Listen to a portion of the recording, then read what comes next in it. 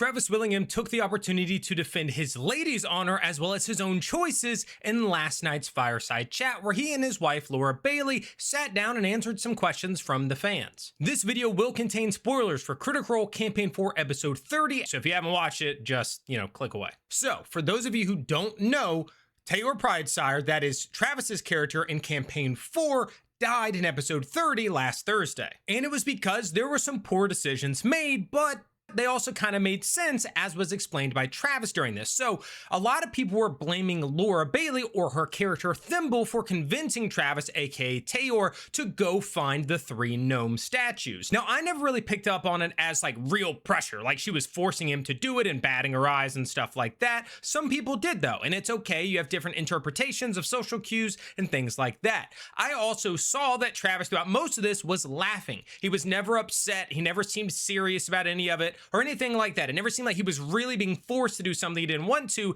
even when he was like, we shouldn't split up. It was like a very laid back, jesting sort of like, he's gonna laugh about it. Even if he actually does believe they shouldn't split up, he's okay with it. Again, he's a grown man making his own decisions, and he kind of takes that home in what he says in the fireside chat. However, he brought up one other point before I play the clip for you that was important, and that was Brennan had introduced a new mechanic that implied that if you all stick together, you are more likely to be caught or have bad luck, right? It was mostly like when you split up, you're not gonna have as high of a chance of having bad luck. So maybe you should do that. And Travis basically said that was a key reason why he decided to pick a different path instead of going with the group. Now, the flip side to this that I've seen people post in the comments is Brennan threatened this new system and introduced it, and then it never came into play. They basically just immediately each did their things and it was over. But let's hear what Travis had to say when defending his lady and his actions. Listen, I just saw somebody ask if Travis made me sleep on the couch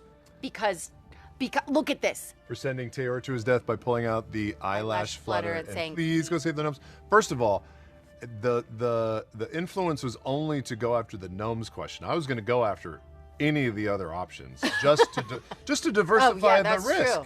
Here's the thing. Never ignore a new game mechanic from the DM, at least for me. Yeah. It's like putting a big red button on the map. I'm going to go touch the dangerous thing, even if Liam wants the party to stay safe and healthy. I'm gonna fuck it up. A new DM mechanic that, because if we all stayed together, it was more risky. It was more risky, so yeah. we diversified the risk. Plus, I wish I had gone for the name written on the desk. So guys, my wife did not talk me into a bad decision. Little did you know, no one could talk me into a bad decision at the table. That bad decision is mine. I made that decision on purpose, and I fucking enjoyed it, okay? I loved it. So there you have it from him himself. He was going to pick a different path. Would it have been the gnomes? Maybe not. Maybe it would have been the letter with the Aussie written on it or something like that. But he was going to do something different because of that mechanic. Now, again, then you're like, well, why was he all like, we shouldn't split up. We shouldn't split up if he was going to. I don't know. Maybe it was just him saying it's a bad idea, even though he knows he needs to for this, and he wanted to do the mechanic. We all know from previous campaigns, he is the red button pusher. He is going to try things. He also really embraces things like character death and taking risks and all of that, which we saw. He also, in this, talked about how he fully supported Julian's decision to not come help him. It made sense. It was also crazy. It put him at risk. All those things are things that he supported. So, if you're one of the people who felt like it was Laura and it was Thimble, maybe you still believe that and you think he's just like, clearing the air or trying to take the heat off of her. I don't know.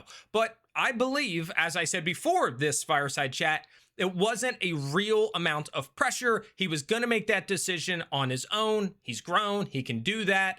And so, yeah, there we have it. It's kind of the nail in the coffin for this, as well as Teor. We also got a moment where he actually did do the Teor is Teor or was Teor, Teor was Teor. It was funny. If you haven't seen the fireside chat and you have Beacon, go check it out. And if you don't, it's not that expensive. Go give it a whirl. Try it out yourself. There's always codes and stuff to try it for free, so try to find those. Thank you all so much for watching. If you like Critical Role, Dungeons & Dragons, and other nerd culture content, subscribe to the channel, give this video a thumbs up, and leave a comment down below. Until next time, good luck in your adventures.